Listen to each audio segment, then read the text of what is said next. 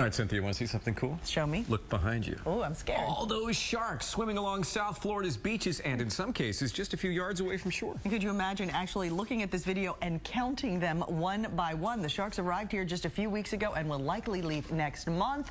How do we know that? How do we know that? It is all part of a first-of-its-kind study, Brian, that is counting what's in the water. A very big job. Tonight, CBS 4's David Sutter takes us inside the Great Shark Count. From above, you can see them, massive amounts of presumably black-tip sharks, all congregated along our shoreline right now. It is overwhelming when you first see it. You just can't believe that there are that many sharks. Trying to get some good footage of the shark. The 4 to 5 foot sharks were first documented in 2011. The footage captured by a team at Florida Atlantic University, attempting something never done before.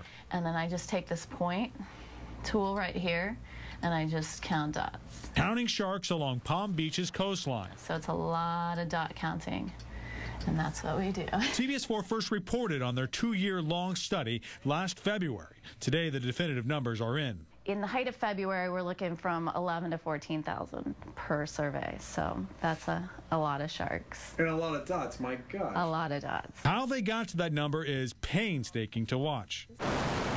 During their bi-weekly flights, cameras roll and snap. They capture everything from the beach out about 200 yards.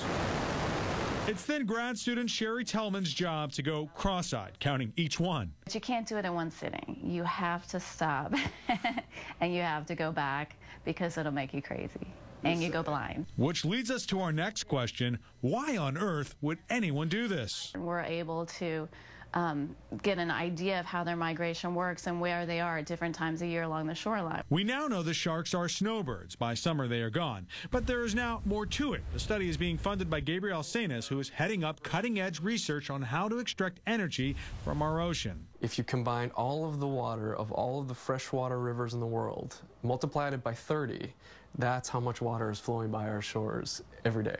But before they drop the first turbine in the ocean, they want to know what will be affected. If what you end up doing causes more damage than fossil fuels might, for example, to our environment, there's no point in doing it. The footage is also documenting rarely captured moments. Here we see hundreds of manta rays moving in a pack, or this image taken feet from our shoreline. The entire dark area of the picture is actually a wall of bait fish. The white spots, sharks, the fish wisely swimming away. If you're looking at swimmers along the beach line and you're looking at these pictures of sharks, the sharks are right there.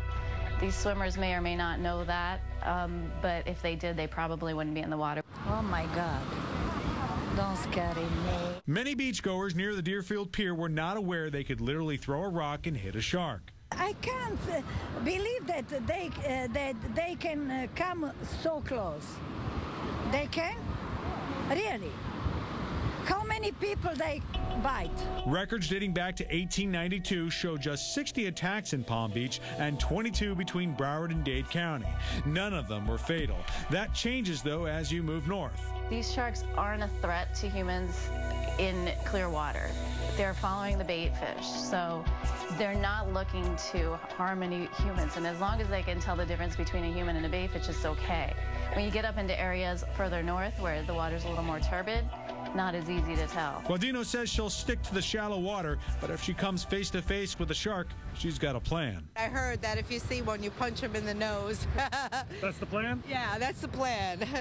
The sharks and the great numbers that we're seeing here will likely be gone sometime in March. They're not going to bother you, but still it's good advice to take to not swim along the ocean during dawn and dusk. That's when sharks feed.